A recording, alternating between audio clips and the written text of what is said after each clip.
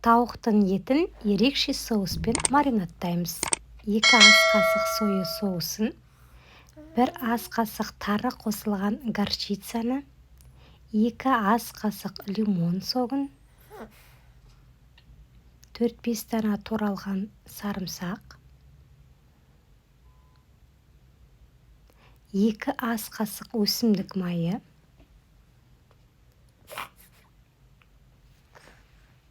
1 ас қасық балымызды қосып, жақсылап тұрып араластырамыз. Ерекше соусымыз дайын болды.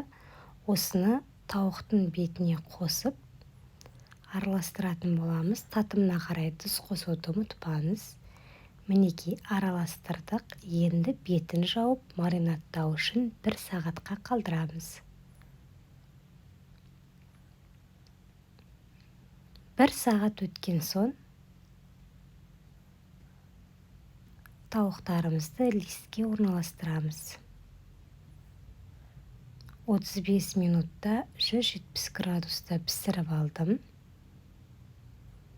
Өте дәмі ерекше. Сіздерге де жасауға кеңес етемін.